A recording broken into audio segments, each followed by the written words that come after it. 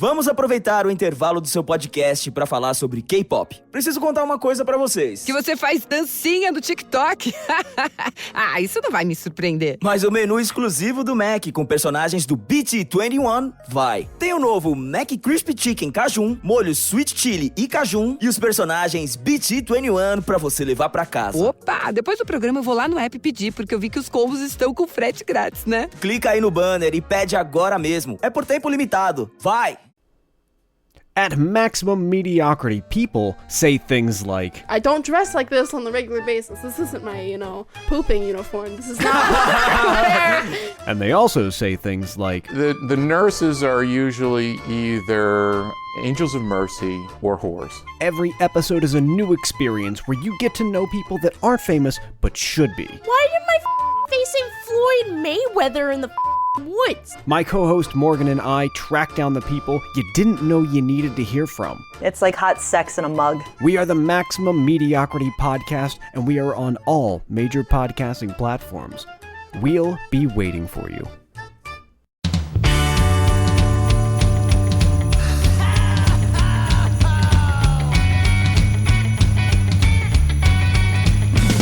Well, there's a party each and every year on Christmas Eve, where the fun and cocktail shrimp don't seem to end. Clark and Ralphie taking turns on the TV screen, laughing, singing, yelling with all of our friends. Well, it's Christmas, and everybody's gonna spread the holiday cheer. 'Cause it's Christmas. Oh, it's the best time of the year. Let's go fake rain. Hey, Dylan. Hey, Matt. Oh, it's Batman. I'm Batman. So Batman, why are we talking about last year's Merry Little Batman? Because Dylan's back into superheroes again, and he needed an excuse to talk about another superhero movie. Is this just going to be our is this going to be our Daredevil and Wolverine episode under the guise of Merry Little That Batman? would be wild if they brought Daredevil back to be with Wolverine. Oh, sorry, Deadpool? Deadpool and Wolverine. Let's start off with we can do that because spoilers. This is a 90-minute movie. This is not going to be a 90-minute podcast about No, said movie. no. But yeah, I chose this because I'm kind of back in on superheroes. And I was Deadpool like, and Wolverine did a lot of Deadpool? Heavy lifting. We've Oh. been shit talking superhero movies for like a year and a half on this Yeah. podcast, but We have that did so at this point, if you haven't seen Deadpool and Wolverine, I do want to spoil it and talk about a few things, if that's okay. Just real quick. Okay. Like, let's run through it. All right, so spoilers for Deadpool and Wolverine. First up, what did you think of it? I liked it. I would say it on a 5-star rating. I would say it's a good 3.5 to 4-star movie for me. You have to be like the most groundbreaking shit in the world for me to go full 5 stars on anything. Yeah. But it was a good time. I mean, again, the one complaint that will always be there is like could have been a little bit shorter. Yeah. Plot is kind of really fucking hard to follow. At parts, but like where the comedy and everything else is great. It's a really good time. It's probably my favorite of the Deadpool movies. Yeah, for me but too. there could be a recency bias there that I'm willing to accept. I think it's everything that it needed to be. Like, I don't need comic book movies to always be saying something. Yeah. Like, I don't need that. I think so I'll put it up against like Winter Soldier. Like, to me, Winter Soldier is like one of the best made Marvel movies. Okay. I really love the story. It's very grounded. It's a good spy thriller. This was a very good comic book movie. Like, that's what I wanted. I wanted it to be goofy. I wanted to see random characters show up. And honestly, if you put Blade in anything, I'm gonna fucking watch it. So, but that's what led me to. I just want to kind of talk a little bit about it, because I know a lot of people are once we've gotten past the honeymoon phase. There's a lot of people that are now jumping on the Deadpool 1 and 2 are way better than Deadpool 3 bandwagon. Which whatever. Yeah, everybody will come back around on it. One more thing of comic book news. What are your thoughts on RDJ making his return? As you were there, you were not there, but you were. I'm assuming you were in Hall H when that happened. No, I was not. I was manning the table at Geekscape. Yeah. Here's the thing. It all depends on what it ends up being. Yeah. Is it going to just be stunt casting and they're just casting him to be Doom because, they're like, look, he's back. The guy that you love is back. Then that's going to be kind of rough. And a media read, that's how it reads. I know. That's how I'm still of the mindset that because it's only 2 movies, I would like to believe that they do some, because you can't just be like, hey, none of the multiverse happened and we're just moving on. Yeah. So I think that what would be the more interesting angle, especially since they've done, Tony Stark variants as Dr. Doom in the past anyway, that they go into a different multiverse trying to find Tony Stark for reasons A, B, and C. And the one that they grab, they think is the Tony Stark that is similar to the Tony Stark they know. And it turns out that he's actually, from a universe where he is in fact Dr. Doom. And then that somehow makes the real Dr. Doom come out of hiding in the universe within the comics. Yeah. And then, because I don't fine. If it's the Avengers are fucking around with a Dr. Doom, and then it leads to the Fantastic Four, I'm all on board. But, I don't want... To me, the Fantastic Four and Doctor Doom are, mortal enemies that, have multiple face-offs against each other. And, I don't need that for, I don't need him in the next, 1,000 Fantastic Four movies. If this is how we get the Fantastic Four there, and then they recast Doctor Doom, I'm way more on board with that. It's going to be weird. Yeah, it's gonna be wild. I like what the Russos did with Endgame and Infinity War. I like those 2 movies. I think we're putting a lot of faith in what the directors have to say about a Marvel movie. Yeah, and I think them bringing them back for, oh my God, they're gonna make the next 2 Avengers. You remember the last 2 Avengers? I was like, yeah, but I don't look at those movies and go, God damn, the Russos made some good fucking movies there, right? I don't think anybody is. I think people go, those are 2 really good Marvel movies. That's who has their hands on it. That's who has the imprint on it. So the bringing them back to direct means very little to me. They have stated, if I remember correctly, that RDJ is coming back to play Victor. He's not playing Tony Stark. Okay. I don't know what that means. I know what that means, but I don't know how you do that. Yeah. So I'm curious. Right now it seems like stunt casting to me, but I'll be damned if I'm not going to be going to see it. Yeah. I'm interested. I'm back in. Seriously, I thought Deadpool and Wolverine did a good job not only kind of closing off the other side of Marvel, right? The side that wasn't the MCU. Yeah. And I thought it did a good job at saying, hey, here's how these characters are kind of viewing the MCU world.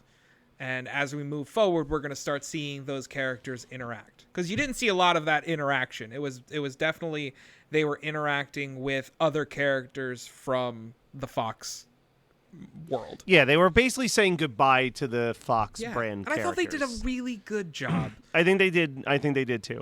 Look, it's also one of those movies I think it's actually hard to talk about because it's also just you got to fucking see it and experience it. Yeah. It's what can we do but just rattle off jokes that made us laugh exactly. Or you know what I mean? And I'm not going to do that. I'm not going to sit here and just It's a great popcorn movie. It's a great I hate to it's very cliche. Turn your brain off. But that's kind of what it is. It was perfect for that. Let yourself enjoy shit. And I think that's a good lead in to what we watched for this. At Maximum Mediocrity, people say things like, I don't dress like this on the regular basis. This isn't my, pooping uniform. This is not what I wear. and they also say things like, The nurses are usually either angels of mercy or whores. every episode is a new experience where you get to know people that aren't famous but should be. Why did my facing Floyd Mayweather in the woods? My co-host Morgan and I track down the people you didn't know you needed to hear from. It's like hot sex in a mug. We are the Maximum Mediocrity Podcast, and we are on all major podcasting platforms. We'll be waiting for you.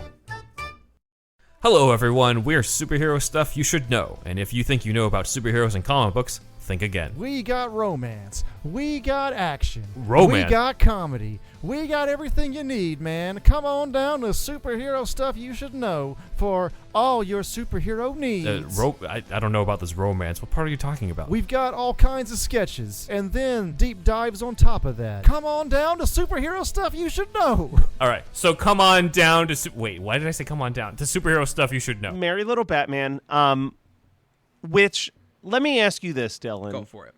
I think it was both our first viewings. Yes. I don't mind that I watched this, but I don't really see myself ever revisiting it. Are you in the same boat? Very much so. I enjoyed it, and that's what I mean in the whole, I didn't sit there and go, God, I wish I was doing anything else. It was nice to have on. It was cute. If I had kids, I 100% would, be showing them this. Check this out. Yeah, check this out. You might like I just think when you had picked it and you had said, are you in the mood for a movie? And I was like, yeah, sure.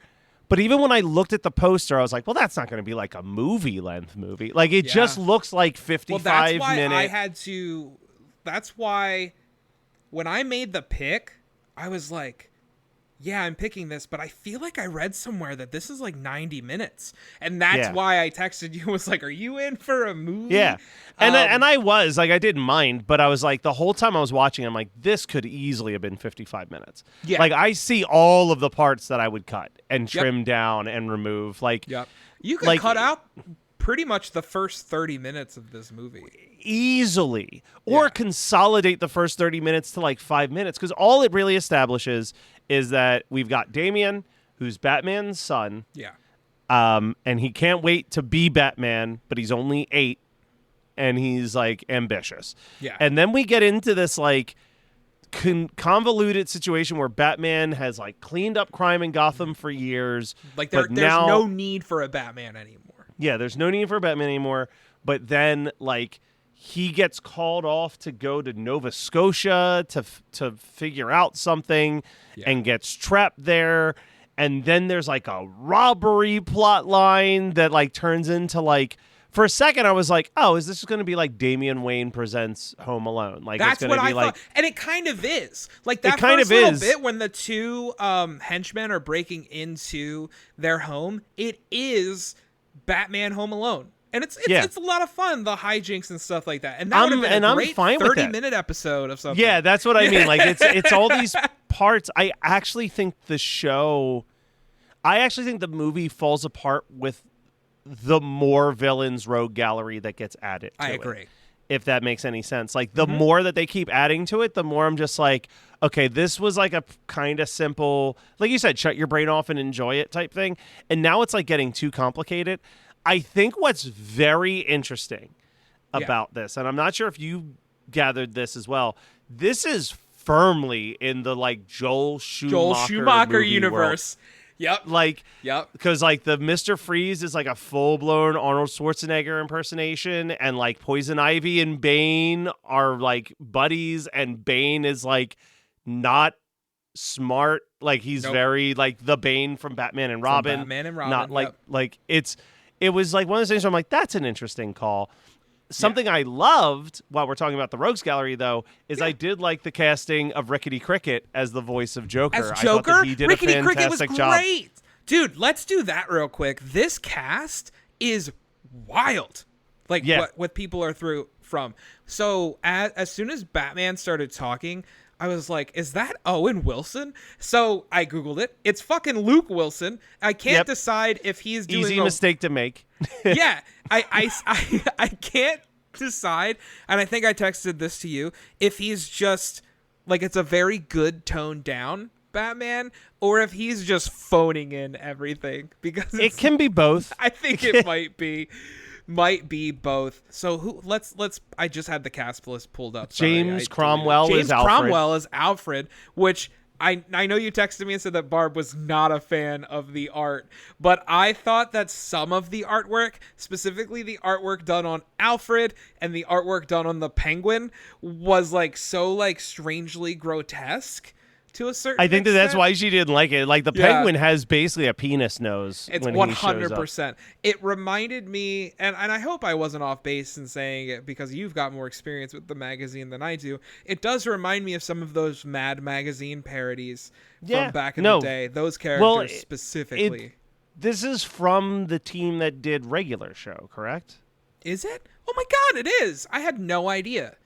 To me, I just saw it, and it might be the same team, dude. I have no idea. I'm on their wiki. Yes, you are correct. If wiki is not, or at least it's directed by the regular show writer Mike Roth. I got a lot of Teen Titans vibes because of the art of young Batman or Damian Wayne. So that makes sense. That was the vibe that I was getting when this first came out. A lot of people were talking about it, but I almost think people were talking about it because do you remember how dry last year was of there was Christmas not a lot stuff. To work out with last year. No, so you're right. I think that's why this was getting a lot of discussion. Who else?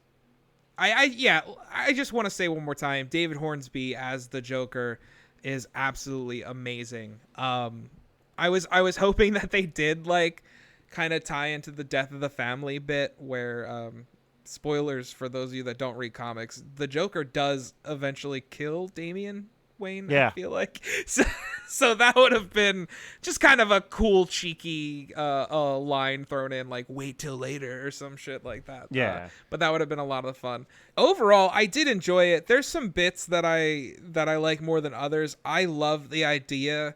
It's brought up earlier in the episode or in the movie. Bruce says I think Damian says, I'll call the commissioner. And Bruce goes, what is that going to do? He just pushes it off onto me anyway. Yeah, and then later on in the episode, like Gotham is absolutely on fire. Like it's literally on fire. And they're like, Commissioner, what are we going to do? And he's like, I've got this. And he just hits a button and the bat signal goes up and then he just leans back in his chair. I think he's like, I'm so glad we got that thing. But overall, that's kind of what this is. It's not super exciting. There's some sweet moments. Damian eventually ends up getting like an AI bat suit that has the personality of his dad. And there's a really sweet moment when they're walking through the zoo, kind of bonding. But other than that, there really isn't much. I do like the relationship between Alfred and the cat.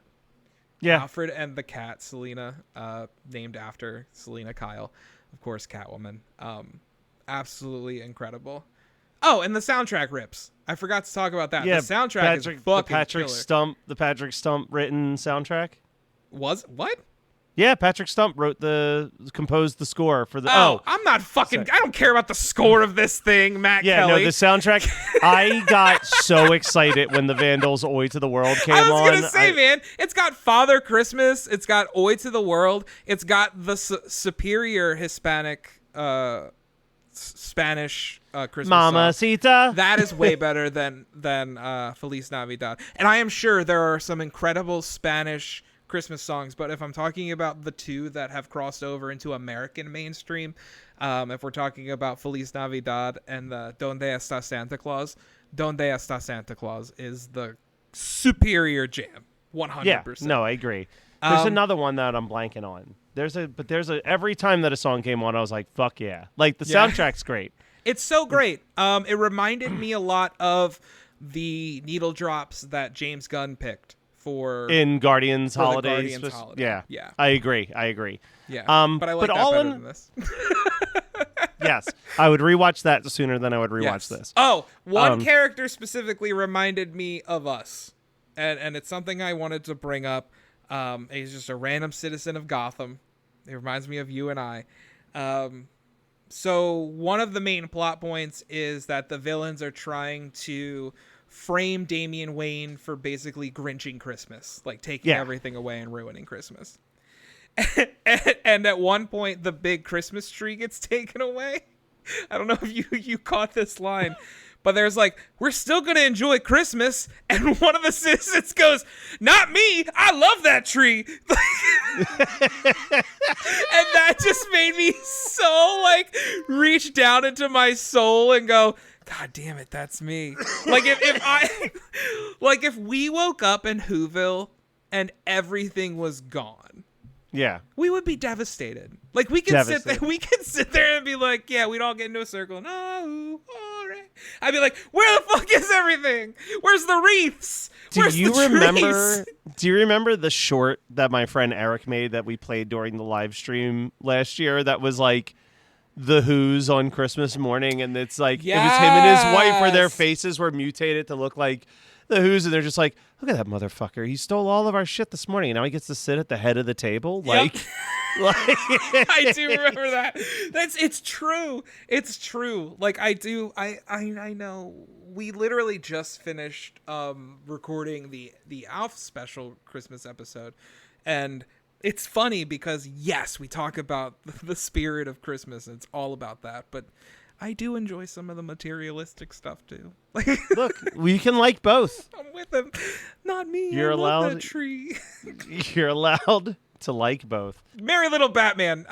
Check it out or don't. It's okay. It's all right. Well, Dylan, I always have a Merry Little Batman when I'm with you. Talk about a bad pun for a title. Side note. Merry Little Batman, really bad, especially like Jingle Bells Batman Smells was right there because they sing that song a gajillion times. So many times. It is the Joker's favorite Christmas song. Yeah. I mean, makes sense. It does. Well, you know what, Dylan? Jingle Bells, Batman Smells. Joker or Robin laid an egg. Whoa, now we won't stop till the big ball drops on New Year's. Happy holiday, have a great holiday, have a merry happy holiday.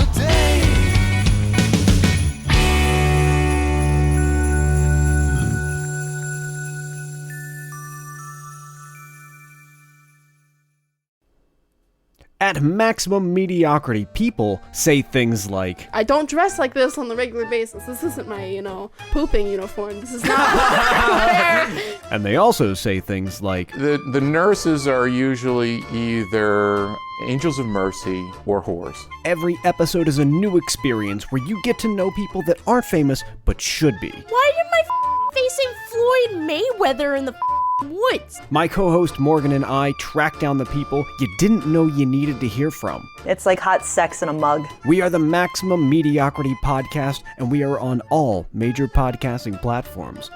We'll be waiting for you. You're listening to the Geekscape Network.